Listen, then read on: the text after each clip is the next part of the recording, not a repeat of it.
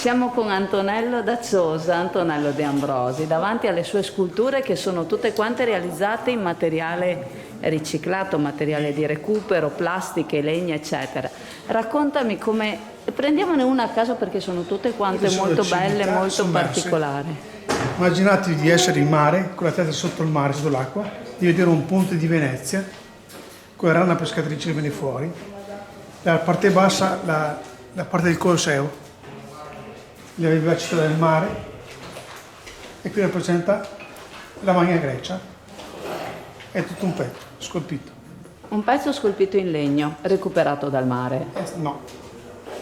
In questo caso non è Ho recuperato. fatto il mare ma non è dal mare. Ok.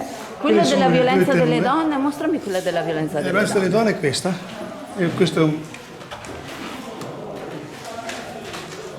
è legno lo stesso, una radice scolpita che ho rappresentato con l'urlo di dolore dall'uomo con la catena che apre la donna. Più ci sono esattamente gli urli. L'ultimo personaggio che è venuto fuori adesso con la donna incinta, e c'è le donne di Botero, che sono le donne che sono quelle grosse. Le false magre. Le false magre. Però ne hai fatte due in occasione delle, cioè per ricordo delle tegnue. Sì, 1 e 2. Questo è l'ambiente dove la seppia deposita la uova.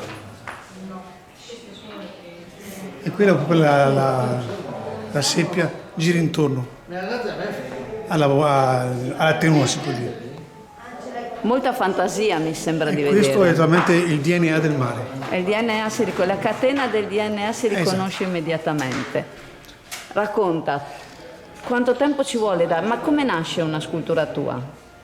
Nel senso, vedi il pezzo di legno e ti ispira? Sì, vedo il pezzo di legno e mi ispira. Non parti da un tema, da dire voglio descrivere non parto questo? dal tema, ma viene da solo. È come la storia di Pinocchio, no? Io dopo mi lavoro con il legno, parlo con il legno e lui mi dice cosa devo fare. Ok, probabilità che esca anche un Pinocchio? Già fatto. E lo tengo proprio in riserva quello. Nel tuo studio qua, studio, sì. Che è in canale San Domenico.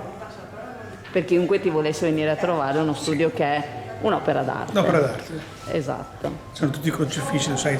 Lo so, io l'ho già visto, ma invitiamo tutti coloro... Ci sono dei quadri molto particolari che l'innovazione dell'arte, dei quadri lavorati con i tappi delle bottiglie, sciolti. E poi lavorati come la pittura. Sciolti e stesi a spatola. Esatto. Col colore del tappo.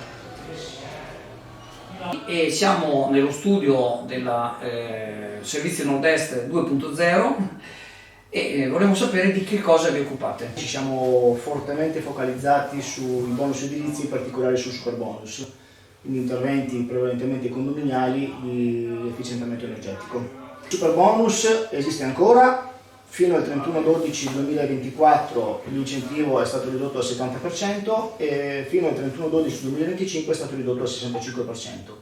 Per maggiori informazioni su superbonus e agevolazioni fiscali per le ristrutturazioni edilizie, Servizi Nord-Est 2.0, via Bembo, Sottomarina di Chioggia, Venezia.